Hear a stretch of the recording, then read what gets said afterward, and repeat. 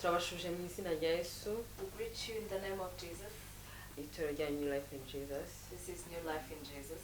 Twishimiye kongera kubana namwe. We are happy to be with you again. Uyu ni umunsi udasanzwe Imana yaturemeye. This is a great day that the Lord has made for us. Turashima Imana ku burinzi bwayo. Thank God for His protection.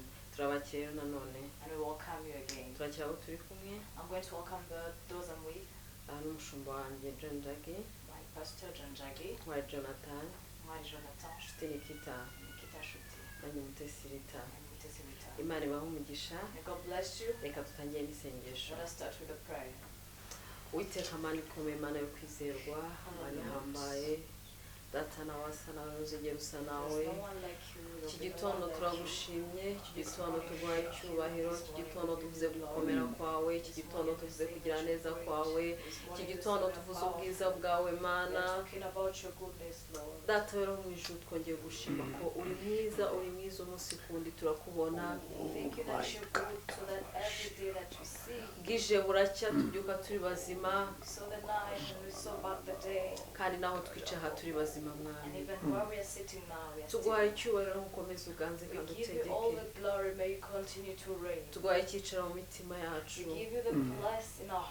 Reka Mwami abe ari wowe uyobora imitekerereze yacu, uyobora imikorere yacu, kandi ubwami bwawe bwamamare muri twebwe. Reka ubwami bwawe bwamamare muri ino si. Ubwami bwawe reka bumanuke bugere n'ahari umwijima Data. Reka umucyo wawe uboneke Kristo. Abatakuzi reka bakumenye kubw'ijambo rigiye guca hano. Indirimbo zigiye guca hano Mwami reka bafashwe nazo Mwami. Reka icyubahiro cyawe kizamurwe Data. Turagushimye kandi tuguhaye icyubahiro. Mu izina rya Yesu Kristo. Amen. Reka turamye Imana. Let us worship the Lord.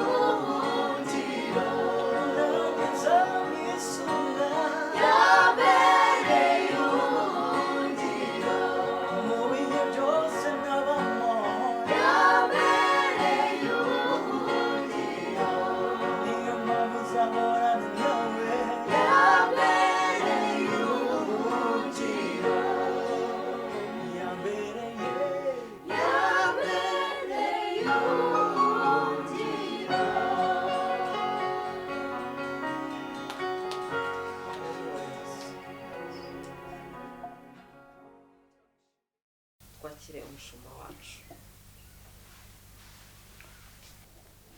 We want to thank God for this wonderful and great day. turashima Imana kubw'uyu munsi mwiza kandi ukomeye. We praise His holy name for giving us such an opportunity to be able to come together and to reach you and minister to you His living word. turahimbaza izina rye kuba yadushoboje kubageraho tukavuga ijambo ryayo rikomeye. As a church, God is doing great things upon our lives. nk'itorero Imana ikudukorera ibintu bikomeye. And this month of August is becoming a wonderful month. And so far we can testify of the Lord's faithfulness. kandi uko kwezi kwa munani kuri kuba ukwezi kwiza ndetse turatangaza ibikomeye Imana iri gukora. On Sunday we started with a message in regards to we are going to operate under an open heaven. ku cyumweru twatangiye ubutumwa buvuga ko tugiye gukorera munsi y'ijuru rifunguye. And we're trying to emphasize on what happens or how the heaven can be open and how we can operate under that open heaven. ndetse twanavuze ku kuntu bigenda uko ijuru ryaba rifunguye ndetse no kuntu twakorera munsi y'ijuru rifunguye. And today is a great day. The Lord is going to teach us great things and God is going to minister to us because it's not about hearing alone, it's hearing and getting transformed. uyu munsi rero ni umunsi mwiza wo Uwiteka agiye kuvugana natwe kuko ntago bisaba kumva gusa ahubwo bisaba kumva tukanakora ibyo Wherever you are watching us from, I know the Lord by the Holy Spirit will minister to you. aho uri kutwumva uherereye aho ariho hose ndabizi neza ko Imana binyuze mu mwuka wayo iribuze kuvugana nawe. There could be issues surrounding you. Some are complicated. You even don't know what to do. But I want to say that as you listen to the word of God, there is something great that is going to take place in your life. hashobora kuba hari ibintu bikomeye mu buzima bwawe ariko ndagira nkubwire ngo uri kumva ijambo ry'Imana hari ibintu bigiye guhinduka mu buzima bwawe. On Sunday we saw that Jacob has been able to leave his mother, his father, and also his brother, and he was running away because the brother was supposed to, or the brother and plan to murder him. ku cyumweru twabonye ko Yakobo byamusabye gusiga mama we, papa we ndetse n'umuvandimwe we arahunga kuko umuvandimwe yari yagambiriye kumwica. And we saw the first encounter of Jacob after he left his parents. twabonye igihe rero ubwa mbere umuntu wa mbere Yakobo yahuye nawe amaze gusiga ababyeyi be. It was like the first time when Jacob would be able to find himself alone because before he has never been alone. cyari cyo gihe cya mbere Yakobo yisanze ari wenyine kuko mbere yabwo yari atarisanga ari wenyine. Even before he was born in his mother's womb, he was not alone. So he was somebody who used to live with a company. na mbere yuko avuka igihe yari ari mu nda ya mama we ntabwo yigeze aba wenyine, yari ari kumwe n'undi muntu, yari umuntu umenyereye kubana n'abantu. It's as if after he was born, he became what people call mom's boy or mother's boy. amaze kuvuka nicyo gihe yabaye nk'uko abantu babivuga ngo ni umuhungu wa mama. And now this mother's boy has left the parents or rather the mother, the family. Rero uyu muhungu wa mama aza gusiga ababyeyi be, aza gusiga umuryango we. We saw when he was alone in the wilderness. twabonye igihe ari wenyine mu butayu. And what we saw on Sunday is that he came to a place whereby he was able to hear God introducing himself to Jacob. cyo twabonye ku cyumweru twabonye ko yabashije kumva Imana iri kumwiyereka.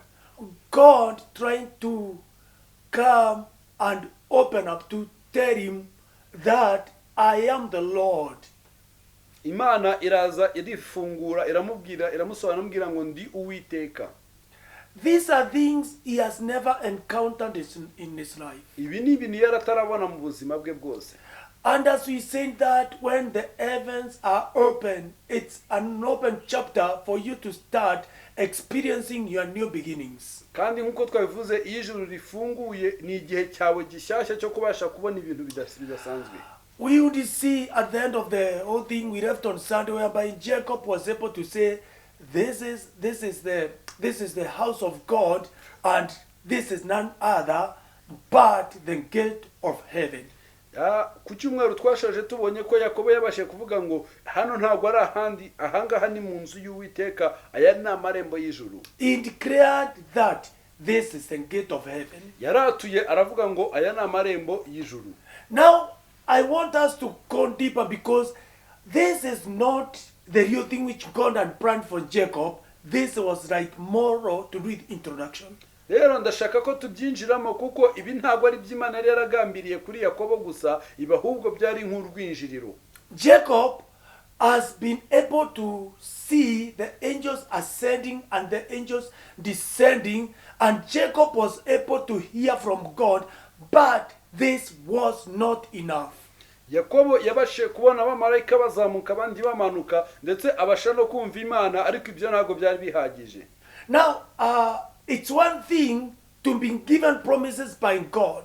Ni ikintu kimwe rero guhabwa amasezerano n'Uwiteka, It's another thing to see the fulfillment of the promises. kikaba ikindi kubona umwuzuro w'ayo masezerano. Because we are still under the topic of operation under open heaven, Kuko tukiri ku mutwe uvuga ngo gukorera munsi y'ijuru rifunguye, we want to see what really happened after the first encounter of Jacob with God. tugiye kureba icyabayeho nyuma y'uko Yakobo ahura n'Imana bwa mbere. Today, our scripture, which will be founded, our foundation scripture is in the book of Genesis. Uyu munsi icyanditswe tuza gushingiraho kiri mu Itangiriro Chapter 32, ibice 32 from verse 22 from verse 24 to 32. guhera ku murongo wa 24 kugeza kwa 32. Hallelujah. Amen. We saw the first encounter. Now we want to see the second encounter. Twabonye ko bahura n'Imana bwa mbere, none reka turebe ahura n'Imana bwa kabiri. And again I want to say, God can give you promises, but that does not mean it is the end of the story. Imana ishaka kuguha amasezerano, ariko ntibisobanuye ko ariho iherezo ryabyo birangiriye. The first encounter was all about God introducing himself to Jacob, and God making Jacob to see things he had never seen, but that wasn't enough. Guhura n'Imana bwa mbere cyari igihe Imana igiye kwiyereka Yakobo, ndetse ikamwereka n'ibintu Yakobo yari atarabona, ariko ibyo ntabwo byari bihagije. Because it is one thing for God to introduce himself, Ni ikintu kimwe kuba Imana yazika kwibwira, and you get to understand the place you are in, and you say this is the gate of heaven and this is the house of God. ukabasha kumenya ahantu uri, ukamenya ko yari inzu y'Imana, ari amarembo y'ijuru. But that does not mean that is the end of the story. Ariko ibyo ntibisobanuye ko ari byo herezo ry'inkuru. Hallelujah. I thank God for today's message. Ndashima Imana kubw'ubutumwa bw'uyu The munsi. Bible says in verse 24 of Genesis chapter 32, Bibiliya iravuga mu bice 32 umurongo 24, then Jacob was left alone, and a man wrestled with him until the day, the breaking of day. abakoresha Bibiliya yo mu Kinyarwanda ni umurongo 25. Yakobo asigara wenyine, haza umugabo aramukiranya bageza mu museke.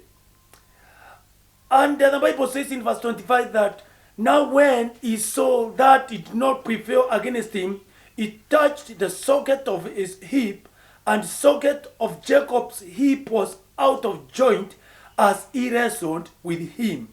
Abakoresha Bibiliya y'Ikinyarwanda ubwo tugiye ku murongo 26. Abonye yuko amutsinze, akora ku mutsi wo kunyonga y'itako rye, umutsi wo kunyonga y'itako rya Yakobo urareguka bagikirana. Now the story which we are reading right now, it's a story of Jacob again on a journey. Inkuru turi gusoma kakanya ni inkuru ya Yakobo nanone ari mu rugendo. What we learned the other time, it was also Jacob's story when he was in a journey. Icyo twasomye ubushize nabwo Yakobo yari ari mu rugendo. And now this time, it is after 20 years after seeing the angels ascending and descending and ascending. Ibi rero byabayeho nyuma y'imyaka 20, nyuma yo kubona abamarayika bamanuka n'abandi bazamuka. After 20 years, quite a number of things have happened in the life of Jacob. Nyuma y'imyaka 20 ibyinshi byabayeho mu buzima bwa Yakobo. From chapter 28 up to chapter 32, there are quite a number of things which took place. guhera ku bice 28 kugeza ku bice 32 hari ibintu byinshi cyane byabayemo. The Bible tells us that Jacob went to his father, or rather went to his uncle, who is the brother to his mother, Laban. Bibiliya iravuga ngo Yakobo yagiye kwa nyirarume ari we musaza wa mama we Labani. And from Laban he was able even to get a family. Ndetse avuye kwa Labani yabashe no kuhabona umuryango. The story shows that Jacob met with somebody who was able to overdo him in his cunningness. Ndetse biravuga ngo Yakobo yahuye n'umuntu wabashije kumugirira neza. Because he worked for Rachel for 7 years, and instead of getting Rachel, he was given Leah. Kubera ko yatendeye Rachel imyaka 7 kugira ngo abone Rachel bamuha Leah.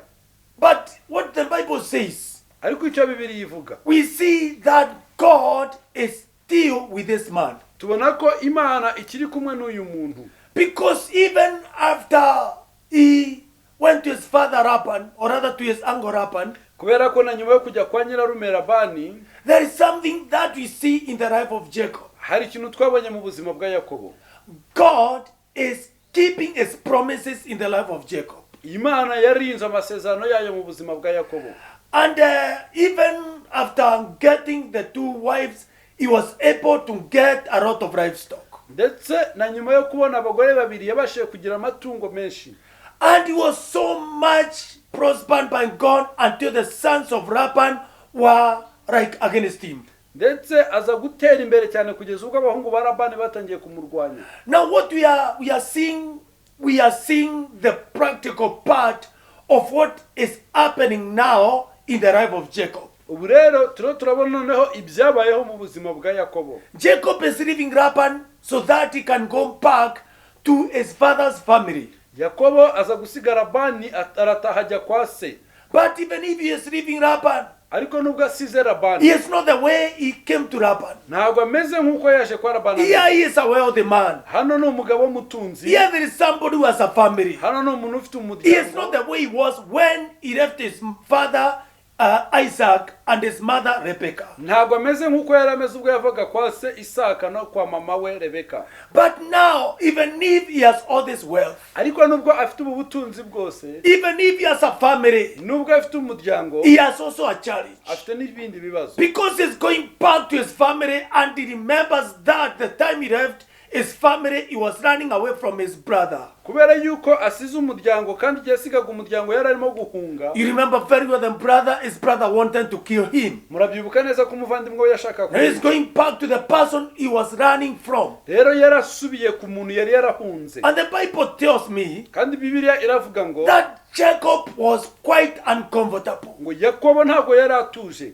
Because now he has left Laban. Kubera ko asize Labani, He has been able to take a lot from Laban. hari byinshi yari yarakuye kwa The Labani. Bible only shows us even Laban decided to pursue him. Bibiliya itwereka ko Labani yagerageje no kumukurikira. But I thank God because God in a dream has spoken to Laban and told Laban, even when you get to Jacob, do not say anything good or bad to him. Ariko ndashima Imana kuko Imana yeretse Labani mu nzozi amubwira ngo nunabona Yakobo numubwira ikintu icyo aricyo cyose cyaba kibi cyangwa si cyiza. But now, this time, Jacob, Ariko ubu ngubu Yakobo, as we read in the Bible, nkuko dusomye muri Bibiliya, that he comes to a place whereby he had to wrestle with God.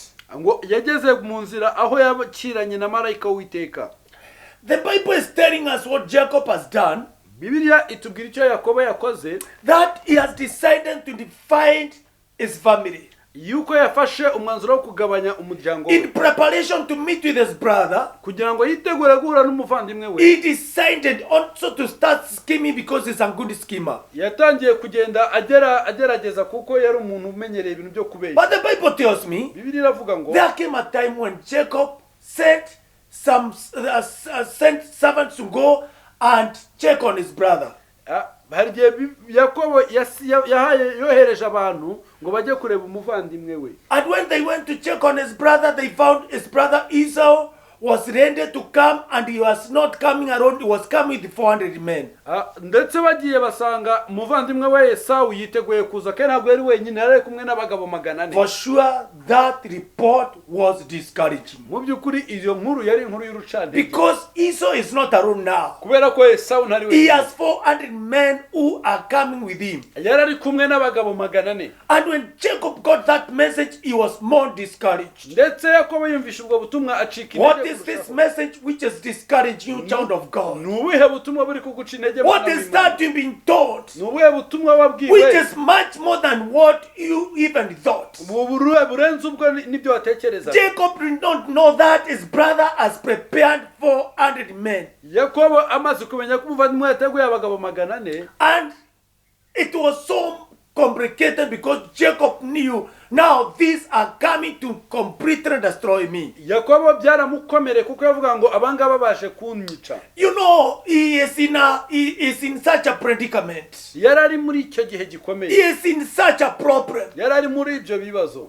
Behind him, Inyuma he ye is not in good terms with his uncle Laban. ntabwo yari ameranye neza na nyirarume Labani, Because he came even to a point of setting a promise that Laban and Jacob, they said, this is the pile of stones we are putting together so that there is an altar here, and Jacob, you'll not come back to me, and me Laban, I'll not follow you again. kuko bageze naho bashinga ibuye baravuga ngo iki ngiki ni igicaniro dushinze kigiye kutugabana. Yakobo ntabwo uzangarukiraho ndi, nanjye ntabwo nzagusanga There kugira, is no going back to Laban. ntabwo usubira inyuma ngo asange So he Labani. can't go back Rero ntabwo yasubira inyuma because they have made a covenant. kubera ko hari isezerano bakoze. Ahead of him, Imbere ye in front, there is 400 men coming with his brother. hari abagabo 400 bazanye n'umuvandimwe we.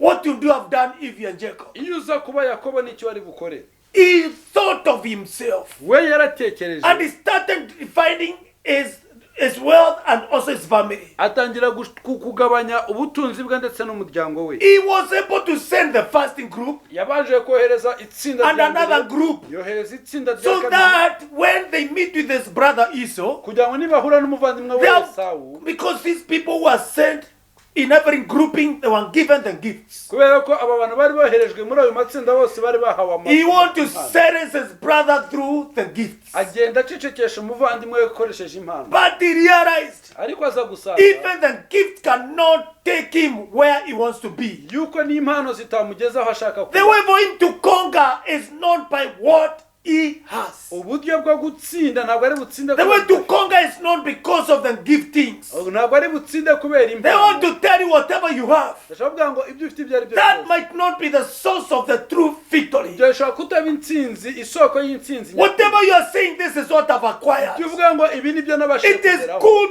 but there is a time that which you have cannot be of help to you. Ni byiza ariko hari igihe ibyo ufite bitagira icyo bikumarira. Jacob is Yakobo wealthy. yari umutunzi, Jacob is now with a family, Yakobo afite umuryango, but he is also frustrated. ariko nanone He arahangayitse. was in a position. Yari mu mwanya In front there is a problem. aho imbere ye hari Behind him ibibazo, there is a problem. n'inyuma ye hari He ibibazo. can't go back. Ntabwo He yasubirayo, can't go ahead. nta nubwo So he had yakomeza. only one opportunity Yari afite amahirwe of looking up. yo kureba He had hejuru. to look up Yagomba kureba because there is hejuru. a help Kubera ko hari that comes ubutabazi from above. buturuka In hejuru. front it was not easy. Imbere Behind it was ntibyashobokaga, not easy. Inyuma But I want to ntibyashobokaga. talk to you, child of the Ariko living ndashaka God. kuvugana nawe mwana Maybe w'Imana. ahead of you Ahari imbere there yawe is an enemy. hari umwanzi, Behind you inyuma there is yawe another challenge. hari ikindi But I want to kibazo. tell you Ariko ndashaka there is a kukubwira, way you can look up. hari uburyo ushobora kureba, There is a way you can look to heaven. hari uburyo ushobora kureba You mu can ijuru, look up ukareba hejuru, and you declare, ukatura, my help ukavuga ngo ubutabazi comes from the Lord. buturuka ku My Uwiteka. deliverance Ugutabarwa is kwanjye from the Lord. buturuka ku Even if Uwiteka. ahead of me there is a challenge, Nubwo imbere yanjye hari ibibazo, behind me there is a challenge. inyuma yanjye hakaba Just ibibazo, like the children of Israel, nk'uko byagendekeye abana and when they came b'Isiraheli. to the Sea, Igihe bari bageze ku behind nyanja of itukura, them there is a problem. imbere yabo hari Behind them ikibazo, there is army of Pharaoh. inyuma yabo hari ingabo So za they had Farawo. no alternative. rero nta yandi bahitamo Apart bari from bafite. looking up, uretse kureba I want to hejuru. tell you, ndashaka kukubwira not everything which is closed. ntabwo ari buri kintu cyose There gifunze may be no way to go ahead. hashobora kuba hatari inzira There may be no way to go back. hashobora kuba hatari inzira But isubira on top inyuma. of you, ariko hejuru you can yawe go up. wazamuka when Zacchaeus, igihe zakayo when he came to a place whereby he wanted to see Jesus, yageze ubwo ashaka kureba he Yesu found because of people, yasanze kubera he is abantu not able to benshi continue. ntabwo abasha gukomeza But he did one thing. ariko He yakoze ikintu realized, kimwe. yaje I can gusanga go up. avuga ngo He started nazamuka climbing up. yatangiye And even here kurira I can tell you, nawe ndashaka it is not kukubwira only the angels to ascend. ntabwo ari abamarayika You can as well bazamuka ascend. nawe There is an up wazamuka you can go. hari hejuru ushobora So kujya Jacob looked up. rero yakobo I'm not going back. aravuga ngo ntabwo nsubira I'm not able inyuma to continue. nta nubwo ndi bukomeze But let me imbere. look up. ariko reka ndebe hejuru Hallelujah. amen The Bible says bibiliya iravuga ngo that the brother was hungry. umuvandimwe we The yarashe uncle was also hungry. umuvandimwe we yarananiwe The brother with the 400 men, ndetse yari afite they are not happy with ntabwo Jacob. bari The bamwishimiye uncle and the sons, nyirarume they are not also happy with ntabwo Jacob. bari bishimiye But one Yakobo. thing he realized, ariko ikintu kimwe I yaje can gusanga. look up. yavuze ngo nshobora kureba child hejuru. of God, mwana let w'Imana us look up. reka turebe There hejuru. is heaven. hari ijuru There is a help. hari That ubutabazi which comes from above. turuka hejuru Maybe the other areas are not helping you. hari abandi ntabwo When you look at your riches, iyo urebye ku you butunzi find they're bwawe, not solving your ntabwo problem. buri gukemura You are ikibazo like cyawe. Naaman. umeze nka namani Naaman who had a good name. namani yari afite He izina was ryiza called the mighty man of Pharaoh. bamwitaga umugabo He ukomeye was known to be a w'intwari person who can fight. yari umugabo uzwi ku But he had a challenge ariko yari afite which ikibazo for him to overcome cya kindi did not cyamusabaga require what he knows. ntabwo gutsinda Did not byaturukaga ku require byaha. what he has experienced. Ntabwo gutsinda- What he was experienced with. ntabwo gutsinda byaturukaga ku It required byasabaga looking up. kureba hejuru Even you, ndetse nawe your gifts impano may not zawe help you. zishaka kutagufasha Your gifts. impano zawe Because many of us, kubera ko bamwe muri we twe think because of this or that, dutekereza ko I'm okay. kiriya tumeze I want to tell you you're not Ndashaka okay. kukubwira ngo ntabwo Look umeze up, neza. child of the living reba God. hejuru umwana w'imana What is happening now? niba iki biri kubaho ubu ngubu This is the second defined, this is the second time to encounter the divine presence of God. iki ni igihe cya kabiri cyo guhura n'imana ubwayo Let me say something. reka ngire The ikintu first time, inshuro ya mbere Jacob only saw the angels descending and ascending. yakobo yabonye abamarayika bamanuka banazamuka gusa The first time, Jacob only saw the radar going to heaven and the Lord standing above the radar. yakobo yabonye inshuro ya mbere urwego ruhagaze ndetse uwiteka ahagaze hejuru The yarwo first encounter, inshuro ya mbere and listen to me, nyumva the neza first encounter, inshuro ya mbere guhura Jacob. kwa mbere yakobo saying this is the house of God. yaravuze ngo iyi ni inzu He y'uwiteka also said this is none other but the gate of heaven. ndetse yaravuze ngo aya ni amarembo All y'ijuru these things did not change Jacob. ibi bintu ntabwo byigeze bihindura yakobo They did not change him. ntabwo He still byamuhindura remained the same Jacob. aracyari yakobo wa wundi But now this time, ariko noneho the aka second kanya, encounter guhura kwa is not kabiri talking about the prince. ntabwo ari ukuvuga It is ahantu more about Jacob. ahubwo no ni ukuvuga Because the yakobo prince has no meaning kubera ko ahantu if you are the hasobanura. same Jacob. ubaye ukiri wa wundi The first time he saw heaven, ubwa the mbere gate of heaven, yabonye amarembo y'ijuru but seeing the gate of heaven ariko kubona amarembo does y'ijuru not mean that you have the victory. ntabwo bisobanuye ko You need to go beyond seeing the gate of heaven. ukeneye kurenga kubona amarembo y'ijuru Hallelujah. Amen. He is on his journey. ari mu rugendo Because those who are on the journey, kubera ko bari mu I want rugendo to say this. ndashaka kubabwira iki ngiki Movement and attracts encounters. iyo ugenda bituma ubasha kugira uhura The Bible says these signs shall follow them, those who believe. So for you to be followed, you have to be a mover. You have to be moving. bibiliya iravuga ngo ibimenyetso bizakurikira abizera kugira ngo ukurikirwe nuko ugomba kuba ugenda If Jacob was at home like his brother Esau, iyo yakobo aza kuguma mu rugo he would not be encountering these things. ntabwo yari bubashe But because Jacob ariko kuko is yakobo moving, yari ari kugenda because he is moving, kubera ko yari he ari is kugenda encountering these things. yabashije I guhura want to say to you, child of the living God, ndashaka kuvugana nawe mwana come from w'Imana. your comfort zone. va mu rwego uriho Start utujemo. moving. utangire As you kugenda move, uri You are kugenda going to encounter uraza the guhura greatness of the Lord. no gukomera This k'Uwiteka. open heaven, iri juru it will not rifunguye be open ntabwo riza until you move. kugeza igihe uza gukomeza The first time, Jacob was moving. Yakobo yateye Even the second time, ndetse n'ubwa kabiri Jacob is moving. Yakobo yaragiye. So signs and wonders Rero ibimenyetso are not for everybody. ntabwo ari ibya buri They are wese, for them those who are moving. ni iby'abo ngabo bagenda. Psalms 23 verse 6. Zaburi ya 23:6 Surely nukuri goodness and mercies of the Lord kugirirwa neza shall n'imbabazi follow. z'Uwiteka. So goodness and mercies follow you. Then- They follow you because you are moving. You can't encounter the following of goodness and mercies until you move. Kugirwa neza n'imbabazi bizagukurikira, bizakomaho kubera kuri kugenda. Ntago wahura no kugirwa neza n'imbabazi utari kugenda. When you move, Iyo ugiye you become like a magnet. You start attracting. ugatangira gukurura. Now what we see here, Rero icyo tubona hano, Jacob, Yakobo it is not the place not to be changed. ntabwo ari ahantu hagiye The guhinduka. first encounter was for the priest, Uguhura kwa mbere kwa which Rukwa became the house of God. hahindutse inzu But y'Uwiteka. that did not change Jacob, Ariko ibyo ntabwo byahinduye because Yakobo. you can be in a place Kubera ko ushobora kuba uri and the place looks good. ahantu hasa The presence n'ahagenda. with God's aho presence. hantu hari uko But that does not mean ariko ibyo you ntibivuga are ko changed. uri guhinduka. You need to be changed as a person. Ukeneye guhinduka nk'umuntu. Hallelujah. Amen.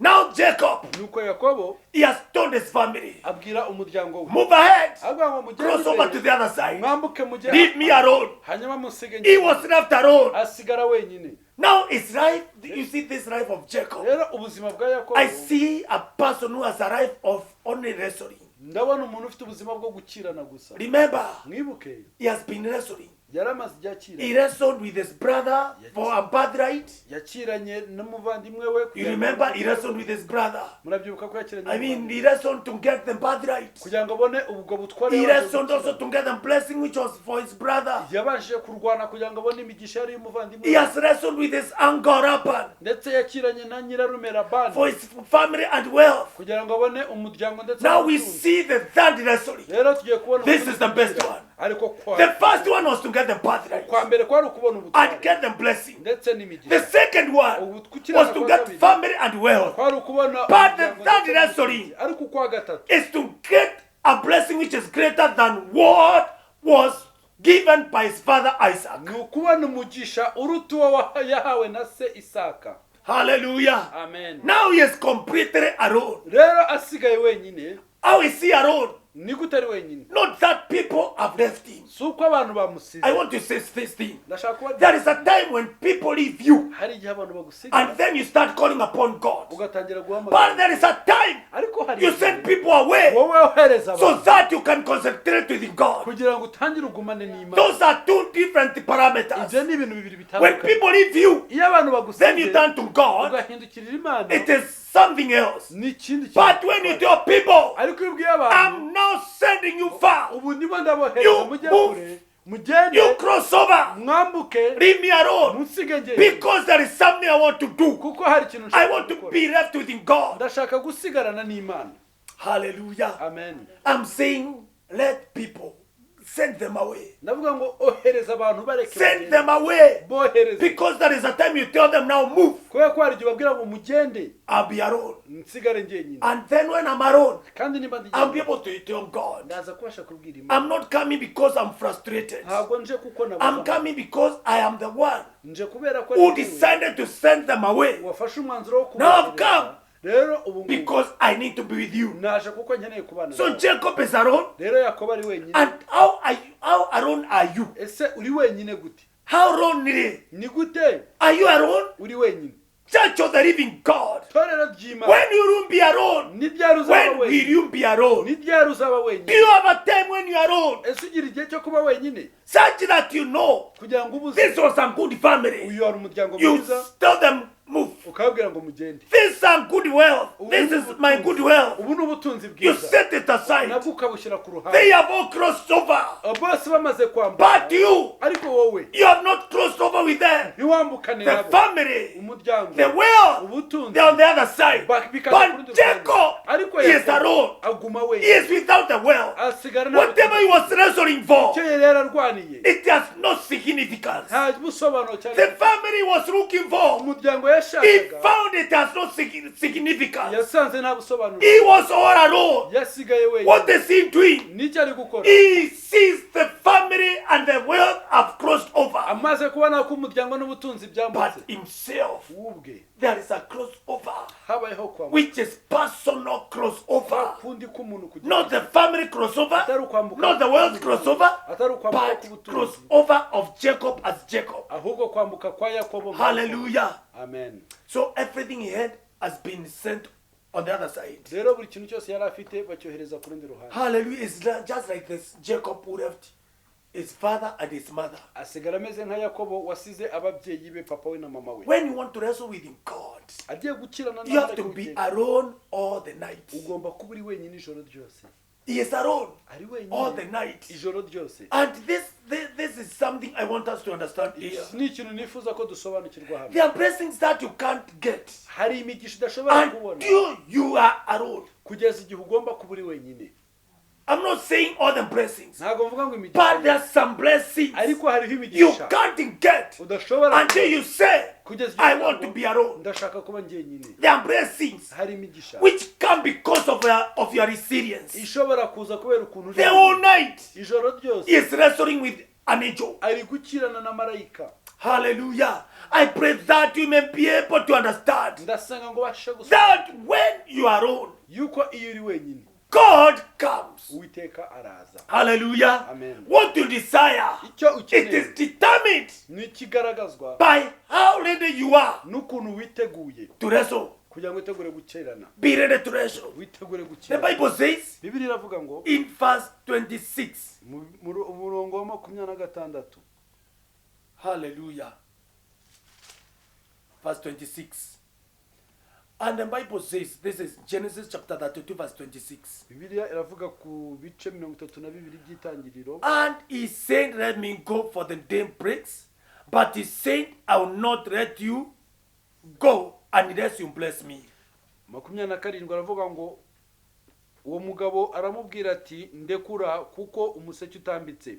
aramusubiza ati sinkurekura utamaye umugisha. Was he not blessed? ese ntabwo yari afite umugisha. Isaac had already blessed him. Isaac yarangije kumuha. But what is he asking for now? ese niki ubu ngo bari gusaba? Why is he asking for this other blessing? kubera cyari gusaba undi mugisha. Because not all blessings are blessings. kubera ko ntabwo ariko buri migisha yose. The blessing from Isaac was good. umugisha yaturutse kwa Isaac But yari mwiza. here Jacob realized ariko hano Yakobo yaje there is another blessing hari undi which is mugisha different from what he got from his father Isaac. utandukanye n'ibyo yari yarakuye yari yarabonye kwa Isaac. Because the age of God says, kubera ko marayika w'Uwiteka I want to go for the daybreaks. ndashaka kugenda kuko umuseke But Jacob says, Yakobo I will aramubwira not let you to go. sinkurekura. I pray that people ndasenga may ngo understand the time has come babashe for gusoma you to kugeza cyane say, kugira ngo uvuge I will not let you go. ntago My nkurekura master, data my Lord, mwami I will wanjye not let you to ntago go. nkurekura. There is a blessing I want. hari umugisha nshaka. There is a blessing. hari umugisha I will not let you to go until I get it. ntago ndibuze kukurekura. That's what he says. ibyo nibyo yavuze. So he sent to him, verse 27. umurongo wa 27 So he sent to him, aramubwira ati what is your name? amazina And he yawe. said, Jacob. aramusubiza ati ndi Hallelujah. Now, rero this angel, this man, the Bible calls him the man uyu mugabo marayika wari kumwita umugabo who was supposed to go. wowe undi wagomba kugenda. Jacob is telling him, I want you to bless me. Yakobo aramubwira ngo ndashaka ko And I will umugisha not let you go. kandi sinkurekura. And he is being asked hanyuma aramubaza by this angel, marayika aramubaza what is your name? witwa nde? Hallelujah. Amen. What is your name? witwa nde? You see, all things are possible, urabona ibintu byose birashoboka but not in all conditions. ariko ntabwo ari muri buri situation yose. All things are possible, but not in all conditions. ibintu byose birashoboka ariko ntabwo bishoboka buri gihe. What do I mean? niki nshatse kuvuga? I mean, it's one thing to keep on saying with God all things are possible, ndashaka kubwira ngo ni byiza kuko mpavuga ngo hamwe n'Imana byose birashoboka but condition matters. ariko aho uri bigira agaciro. This man has been wrestling the whole night. uyu mugabo yari amaze ijoro ryose akira. The others were sleeping. abandi mu gihe bari The baryamye. others were enjoying life. abandi mu gihe bari bari But he's alone here, we yari ari wenyine wrestling. So the moment he wrestled, ari gukirana. igihe he kiranaga had moral authority yari afite ubutware to say you can't go. bwo mwango ntago I have the right mfite to ubutware declare I want bwo blessings. kwatura ko nshaka umugisha. How have you wrestled? ese wowe uri That you gukirana can say, kugira ngo ubashe bless kuvuga me ngo now. nk'umugisha. Many of us we've started asking for blessing before the wrestling. abenshi muri twe turashaka imigisha mbere yuko dutangira We have not wrestled. ntago We turakira are saying, God bless me. tuba tuvuga ngo mana duha God, I want you to bless me the way you blessed Isaac. mana ndashaka kumpa God bless me the way you blessed David. mana mumugisha nko God bless me mana the mumugisha way you blessed Peter. nkuko wahaye But I Petero want to say this. ariko ndashaka kubabwira You require, first of all, icyambere ukeneye to wrestle. ni ugukirana God will bless you kugira ngo iguhe umugisha in line with how much you have wrestled. bizagendera ku kuntu The whole wakiriye. night was not able to sleep. ijoro ryose ntabwo yigeze You asinzira know, we are teaching people and preaching to people. urabizi turi kubwiriza And we abantu want to encourage you. ndetse turashaka Everything won't be double.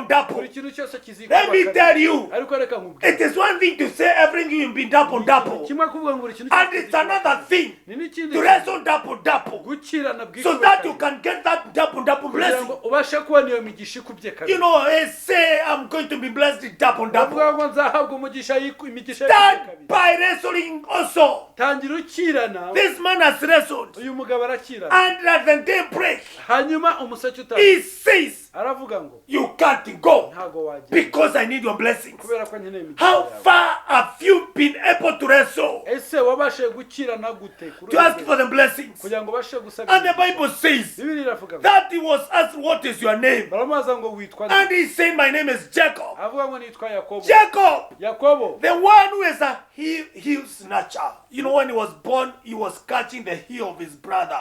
The heel catcher. You know. wa wundi wari ufashe agatsinsino abizi yavukaga yavutse afashe agatsinsino But now, ariko ubu he wants to be given another name. yari akeneye guhabwa irindi The zina plan of God umugambi is w'imana that even if he is blessing you, ni ukutanga there is a blessing which is above all the other blessings. hari umugisha uri hejuru Listen to me. You want your heaven to be open. niba ushaka kw'ijuru ryawe Let's my brother. rwana mwene You want your heaven to be open. niba ushaka kw'ijuru ryawe There is a formula. hari formula There is a pattern. Hari- There is a sacrifice. hari There is igitambo an alignment. hari You ukugenda have to align yourself wowe ubwawe ugomba with kwitwararika. leaving people, ukagenda sending them away, ugasiga abantu because there is a business ukavuga uti which Father will not to do hari icyo data until you send people away. kugeza igihe When you tell them uzohereza move, abantu nubwo abantu they seem bagenda, to be moving, bagasa nk'aho but bagenda. their move ariko and kugenda your kwabo move, no kugenda they are kwabo two different ni ibintu things. bibiri bitandukanye Hallelujah. amen Oh God, we thank you. mana turagushimira Hallelujah. Now the Bible says, bibiliya iravuga ngo and he said, your names are no longer be called Jacob, but Israel, for you have struggled with God and with men and have prevailed.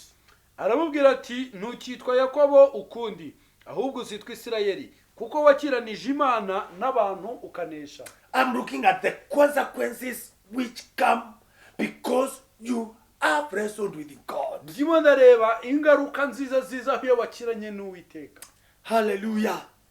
You know, describing a blessing is one thing, urabizi kuvuga umugisha ni ikintu kimwe but it is in getting it. ariko kugira ngo It's another thing. ni ikindi kintu It's another thing. ni ikindi kintu I pray that you not just be a Sharon believer who is just saying what God will do. Because I've seen, we would want to send people messages. You know what? God is with you. Yes, God is with you. But there are some things which happen under some conditions. ndashaka ko tuba abantu batabwira abantu gusa ngo imana izabana nawe imana izabana nawe ariko hari ibintu bibaho runaka bitewe n'uburyo witwaye There are some conditions hari ibisabwa that give birth ibyo ngibyo bisabwa to bibyara the possibles. ibishoboka There are some conditions hari ibisabwa that give birth bibyara to the possibles. ibishoboka They are there.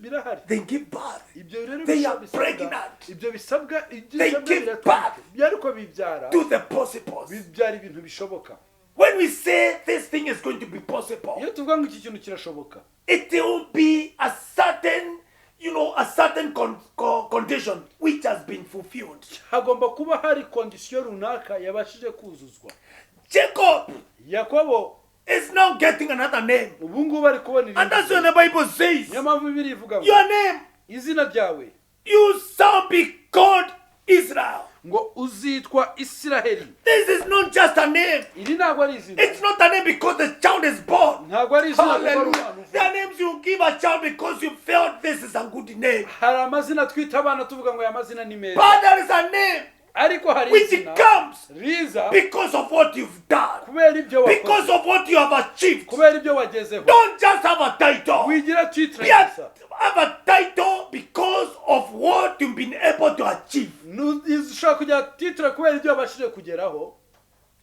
Achieve something. Gira ikintu ugeraho. Work on something. Gira ikintu ukora. Let them be something Reka habe that can stand for your title. ushaka guhagarara mu mwanya You know wawe. the problem we have. Urabizi ikibazo We dufite. have decided Twafashe to umwanzuro go and put ourselves to any title. wo kugenda tukishyira mu But titre let yose. your performance, let what you give, your product, your results, the results will give you the title. The results will give you the name. Your name soon be as per the results. The name soon be as per the performance.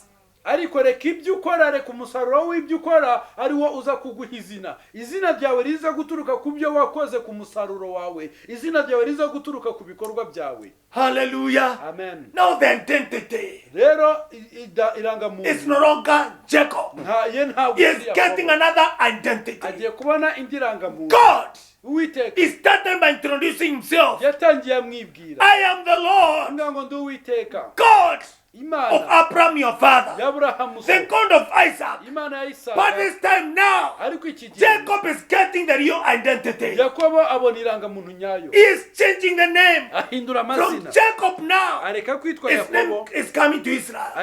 atangira kwitwa The Isirayeli. whole story of Jacob changing to Israel started from this night. Inkuru yose yo guhinduka kwa Yakobo ahinduka Isirayeli. Listen to me. yatangiye ijoro. It did not start because God gave Abraham the promises. Ntabwo yatangiye kuko Imana yahaye Aburahamu amasezerano. Because even if there were promises, Kubera ko nubwo ari amasezerano, fulfillment of the promises depends on what is done by them, those who want to exercise those promises. kugira ngo amasezerano asohore bituruka ku byo ugomba gusohorerwa amasezerano ari gukora. Abraham is not here. Aburahamu nawe uri hano, He was just given promises. we yahawe But amasezerano. now, Ariko ubu ngubu somebody hari umuntu has taken the whole night wafashe ijoro to ryose wrestle with an angel. akirana na So that what was said kugira ngo ibyo can bavuze be fulfilled. bibashe Listen gusohora. to me, it's like people have been going for prophecies. Birasa nk'aho abantu bagiye mu buhanuzi. Even after you have been prophesied to, nyuma yo guhanura, even when you come and I prophesy to you, nubwo waza nka it is guhanura, not enough to get the prophecy. ntabwo bihagije kubona. You need to learn the secret of wrestling. ukeneye kwiga I will wrestle. amasezerano, Even you wrestle. ndetse nawe ugomba I'm going to struggle. ukavuga ngo ngiye I'm guhanura. not just going to say I was prophesying. Ntabwo mvuga gusa ngo narahanuye. You have to go Ugomba kugenda and wrestle. ukakirana. Hallelujah. Amen. We thank God. Turashima Imana. We see this man called Jacob now. Tubona uyu muntu witwa Yakobo. The Lord God Almighty Uwiteka Imana ishobora byose is handling him. irimo kumubwira. Hallelujah. Praise the Lord. Yesu ashimwe. The name is no longer Jacob. Ntabwo akitwa Yakobo. And Jacob is asking him, tell me your name. Yakobo ambwira ngo mbwira amazina yawe. I pray, and he said, why is it that you ask about my name? And he blessed him there. Aramubaza ati niki gitumye mbaza izina ryanjye, amuherayo umugisha. He is blessed there. Ahabwa umugisha. And what is now happening? Niki cyabayeho rero? Jacob, Yakobo life is changed. ubuzima bwe bwarahindutse. The Bible says Bibiliya iravuga ngo that now he is not the Jacob who would walk and feel he is sufficient.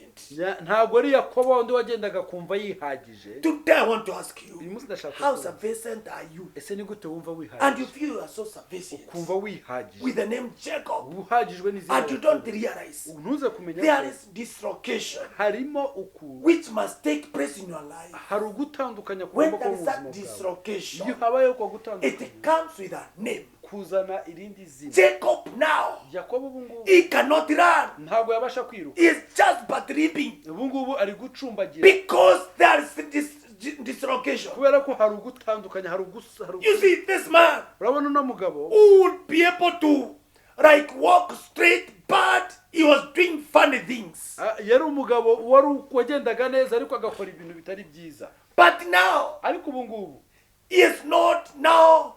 He is limping. ubu ngubu aracumbagira. but his life is straight. ariko ubuzima bwe buhagaze neza. He's limping. I wish you understand what I'm saying. Mwumva icyo nshaka kuvuga. Jacob is limping. Yakobo aracumbagira. But now, ariko ubu he is in another different life. ari mu rundi rwego rw'ubuzima. He is not walking the way you would walk, boasting that I am, I am just but a strong man. Ntabwo agenda nkuko yagendaga avuga ngo ndi umuntu ukomeye. The people would have him at night. Babandi bamusize And they're coming to see him in the morning. Nibaza kumubona mu. What happened? Byagenze Who fought with you? Ninde warwanye nawe? Who came to destroy you? Ninde waje We kukurinda? never left you reaping. Ntabwo twagusize. Why are you reaping? Kubera icyo cumba. There is something that God will do. Hari ikintu Imana And people will not understand. Abantu ntabwo The way they left you, uko bagusize. it's not the way you are. Ntabwo ariko And they bazagusanga. start discussing and criticizing. We want to ask each other, could God be fighting against it? Ese Imana iri kumurwanya. Maybe God Ahari is now trying to punish him. Imana iri kumuhana. God is disciplining him. Imana- God is sending him and disciplining. Imana iri kumushyira ku kinyabupfura. The way he is walking, Ukuntu agenda. God must be doing something. Imana ishobora kuba ari ikintu. God is not happy with him. Imana ntabwo But they don't understand. ariko ntabwo There is basobanukirwa something that God has done. yuko hari ikintu God Imana has iri gukora. taken away my sufficiency Imana yakuyemo so that he kwihaza can kwanjye make me now kugira ngo not walk on my own. ntagendera I'm ku walking bwanjye, on him. ahubwo ngende ishingiye I am kuri we. transformed. Ndimo I have a ndahinduka. new name. Mfite izina I rishya. don't walk the way people know Ntabwo me. ngenda nk'uko I'm abantu walking bari bazi. differently ahubwo ndagenda mu buryo butandukanye because of what God has done. kubera ibyo Imana yakoze. Hallelujah. Amen. You see, before Jacob, urabona mbere Yakobo if you look at him, iyo umurebye he was planning the people, yari arimo the gupanga. family, avuga ngo the abantu- servants abagaragu to behind of him bagenda imbere ye because that was his mind. kubera ko ibyo byari But ibitekerezo bye after he was transferred, ariko nyuma yo guhindurwa this reaping, uku gucumba this reaping, uku gucumba it made Jacob kwahinduye to Yakobo realize kuza gusanga I don't have to be behind ntabwo now. ngomba kujya inyuma I'm going to be ahead. reka njye imbere If you read Genesis chapter 33 verse 3, usomye itangiriro 33 when Jacob is going to meet with his brother, Yakobo agiye guhura the n'umuvandimwe person who was telling the servants to go ahead with the gifts, wa wundi wabwiraga bava abagaragu ngo bajye imbere he is n'impano not sending them ahead with the gifts. ntabwo ari we akibabwira. Listen to me. Nyumva neza. I want you to see this. ndashaka kubona ibi ngibi Jacob is not depending on his gifts. ntabwo Yakobo noneho akishingikirije ku mpano yari guha He is mwene depending on what? ahubwo He is yishingikirije depending on the yishingikirije transformation. uhinduka What are you depending on, child of the ese living ni iki God? wishingikirijeho This Imana is a mu- transformed person. uyu ni He umuntu is not wahindutse depending ntabwo on yishingikirije his wealth. ku butunzi bwe I can give Esau this, bavuga ngo ndaza guha and I can Sawuli, cross the sides with this. ndaza guha But me, what I'll do, ndakomeza amaso ye kubera because Ariko I'm reaping, kubera ko ncumba let me go ahead. reka njye The imbere Bible says Bibiliya iravuga he ngo was able to walk ahead, ngo yabashije kujya imbere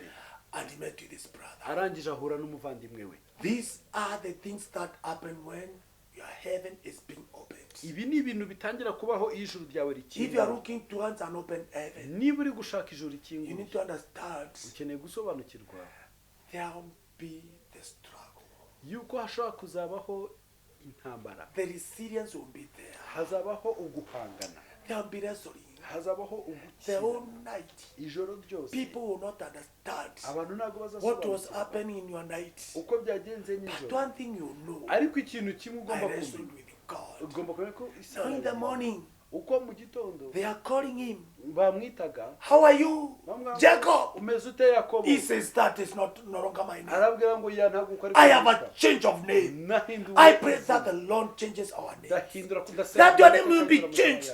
amazina yacu When people call you with the old name, abantu baba bakwita you tell them I'm not that old person. abwira ngo ntabwo nyiri wa muntu I am a new ndi person. umuntu mushya, I'm no longer called Jacob. ntabwo nyitwa Yakobo. That's the name I was given by Father Isaac. ibyo ni izina nahawe na But I have another name. ariko mfite irindi I zina. pray that as we come to the end, ndasenga ngo we will be able to realize tubashe kumenya that the time has come yuko igihe cyageze for us now kugira ngo to go with the speed of God. tuze kugendera ku When the muvuduko heaven wawe. is open, iyo ijuru you rifunguye don't go with your speed. ntabwo ugendera ku You go with the muvuduko speed wawe, of God. ugendera ku muvuduko I've wawe. realized in every building, every tall building, naje gusanga muri buri nyubako ndende all the tall buildings, the tall amazu buildings yose we have here in maremare Kigali, dufite hano muri Kigali, every tall building, buri nzu yose ndende there is staircase, haba harimo esikariye, the stairs, haba harimo esikariye and there is elevator. ndetse harimo na asanseri, They are put there byose babishyiraho so ngaho that at the ground floor, kugira ngo hasi ku you can rwinjiriro decide uhitemo what to use. icyo uza gukoresha. Now, you use the lift. rero nukoresha ascenseur You use the lift. nukoresha ascenseur When do you use the lift? nukoresha ascenseur When you want to be on a speed, ushaka kwihuta and if you are going to the top or to the, to the highest floors. kandi ushaka kujya hejuru cyane If you are going right now to floor number 10, uba ugiye nko ku nyubako ya 10 you have to wait for the lift. ugomba kugenda muri But ascenseur if you are going to first or second floor, ariko ugiye ku nyubako ya mbere cyangwa ya kabiri ko etaje ya mbere cyangwa ya kabiri a lot of time you don't require lift igihe cyinshi ntabwo ukenera because you're not going far. kubera ko ntabwo ugiye kure But if you are going far, ariko iyo ugiye there kure will be that waiting. urategereza Listen to me. yumva neza God is looking for people imana igushaka who are saying I don't want to go through the ordinary way babandi bavuga ngo ntabwo ushaka kugenda mu bisanzwe because I will not imagine kubera ko ntabwo you ntekereza walking to 10th floor kugenda ukagenda kure and yet there are lifts. kandi hano hari The Holy Spirit is telling you today, umwuka wera arakubwira stop using the stairs. ureka gukoresha There is another way. hari ubundi The heaven is open. ijuru When heaven is open, ijuru it is you ikinguye touch the button. uragenda You reach ugakanda there.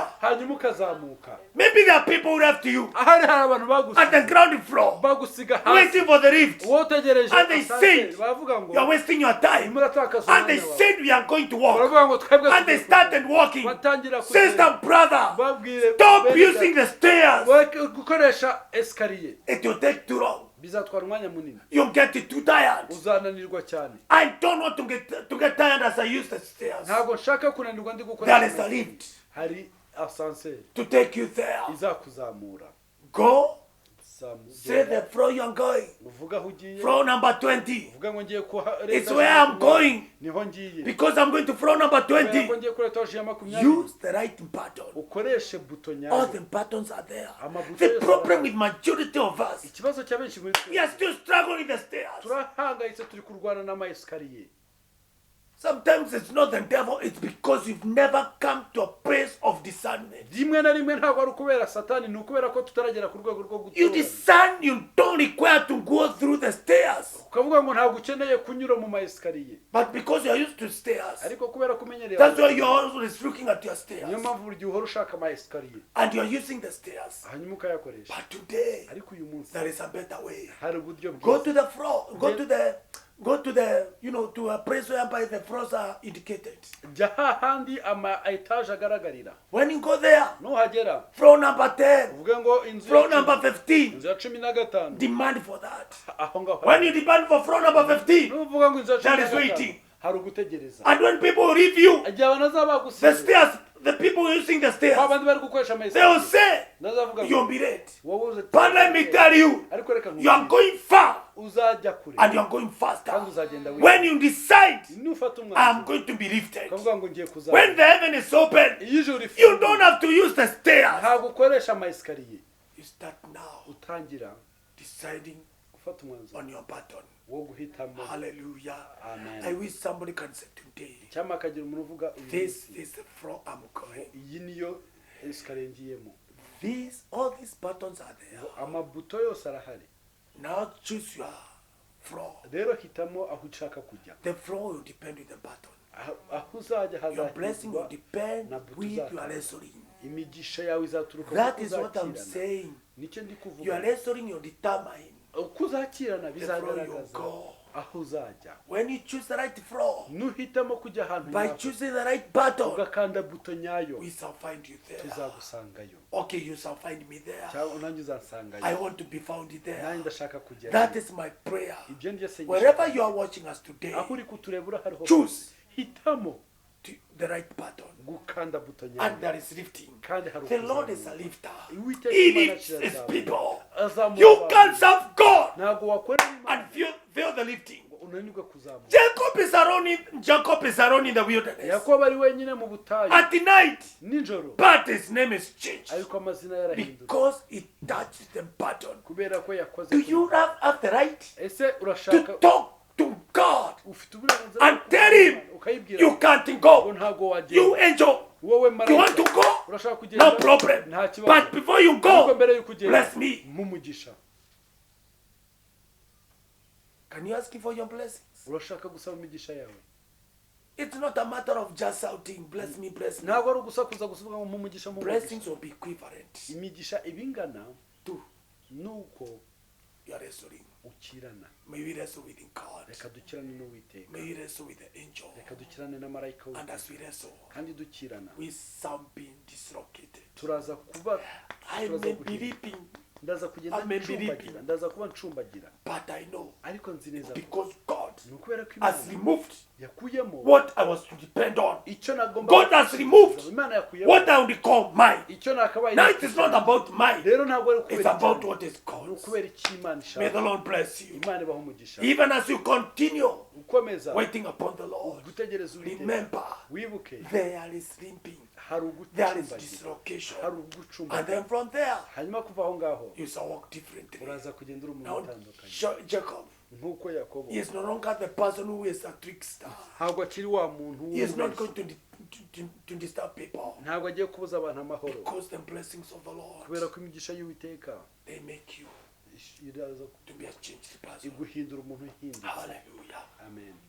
Today, Uyu munsi because we are also emphasizing on Operation Open Heaven, kubera ko turi kwita ku gukoresha ijuru our rikinguye, Operation Open Heaven, tugiye gukoresha ijuru rikinguye. because of that, Kubera ibyo I ngibyo want to declare to you in Jesus' name ndashaka kwatura mu izina rya Yesu that your night yuko ijoro ryawe will usher you rizaza kukugeza to dislocation. mu kuza kuba ucumbagira. You'll be dislocated. Uraza kuba ucumbagira, Your joint will be touched. uraza gukorwaho, Then there will be dislocation. hanyuma uze gucumbagira. And then after that, Hanyuma nyuma yaho your name izina ryawe will be different. riraza guhindurwa. What we call you, Niki tukwita?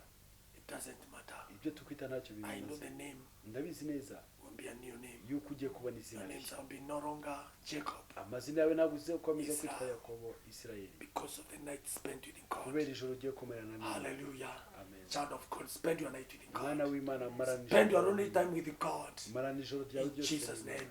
Mu izina It's rya a Yesu. prayer as we close. Reka dusenge dusoza. Let's close our eyes as Reka we duhumirize pray. amaso yacu dusenga. If you are able, lift your hands wherever you are. Niba ubishobora uzamura amaboko yawe And ahantu. in the name of Kandi Jesus, mu izina rya Yesu, may this be a month of your new beginnings. reka uku kuba ukwezi ko gutangira kwawe gushya. Hallelujah. Amen.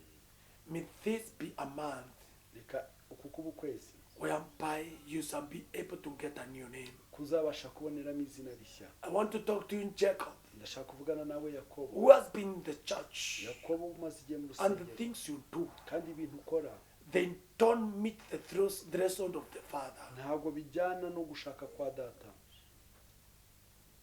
You may have cheated your father Isaac, Ushobora kuba warabeshye so Isaka, but there is one greater than Isaac. ariko hari umuhambaye kurusha You Isaka. might have cheated your uncle Laban, Ushobora kuba warabeshye nyokorome Labani, but there is one greater than your uncle Laban. ariko hari uhambaye kurusha nyokorome Labani. Today, Uyu munsi you know what has been happening in your life. urabizi uzi ibimaze igihe bibaho mu buzima Maybe bwawe. we know you as a very good choir member, Ahari tukuzi a nk'umuhambaye very mwiza good w'abantu. worshiper. Tukuzi nk'umuramyi mwiza. You are doing things very nicely, Ukora ibintu mu buryo bwiza, but you just lack one thing. ariko urimo urabura ikintu kimwe. That thing we call wrestling. Icyo kintu twita gukira. Until you get a new name. Paka igihe uza kubona izina rishya. Today is your day. Uyu munsi ni umunsi For your heaven to be open. kugira ngo ijuru ryawe rikinguke. Because we are talking about you being changed now. Kubera ko turavuga ko ugomba The guhindura. change of praise is one thing. Guhindurirwa izina But the change of your name ariko kugira ngo izina is what God is looking for. icyo ni kimana. May you get a new name today in the name of Jesus mu Christ. izina rya Yesu Kristo.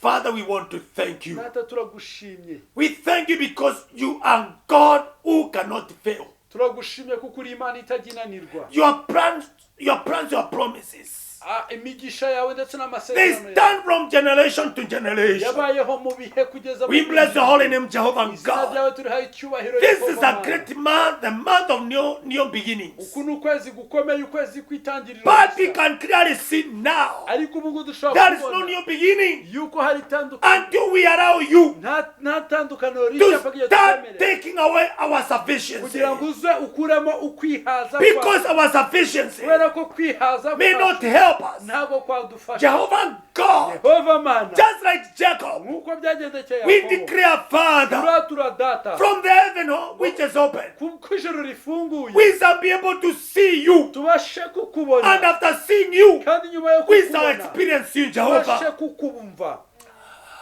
King of Kings, mwami w'abantu Lord of Lords. umutware We w'abatware want to glorify your name. Uha izina ryawe turahaye Thank you icyubahiro. because there is a change of our name. urakoze kuko amazina yacu ari These guhinduka. people who are struggling in the powers of darkness. aba bantu bari bahangayikiye mu In mbaraga the mighty name z'umwijima. of Jesus, mu izina rya yesu I declare, Father, your total deliverance. ndatura data ngo uri Snatch kubohora them from the powers of the enemy. kubabohora imbaraga In the name z'umwijima. of mu Jesus, izina rya yesu we thank you, Lord. turagushimye I mwami declare deliverance from them, those who are not born again. ndatura kubohoka kuri abo ngabo May you badakijijwe touch them, Jehovah reka God. ubakoreho yehova I Mana. pray for the tricky stars in the church. ndasengera babandi babeshyaga mu nsengero These people who are tricking us in the church. babandi batubeshya mu Oh nsengero God, I pray that you may touch their lives now. ndasenga ngo ukore ku buzima bwabo Change them the way you changed Jacob. ubahindure nk'uko wahinduye Let them have a name reka bagire izina which is from you, everlasting izina Redeemer. riturutse kuri wowe I want mwami to wacu thank you, Master. turagushimye data I buja. declare blessings. ndatura I imigisha declare your goodness. ndatura kugira I neza declare the signs and wonders. ndatura ngo ibimenyetso To follow your n'ibitangaza people now. bikurikira We abantu thank you, bawe. Master. turagushimye data We buja. honor you. turakubashye Jehovah God, yehova mana we shall be able to see what you've declared, tubashe kubona ibyo watuye even in this great man. muri uku kwezi We thank you, gutangaje Father. turagushimye We mwami bless you. turwaye icyubahiro In Jesus' name we mu pray. izina ry'yesu dusenze Amen.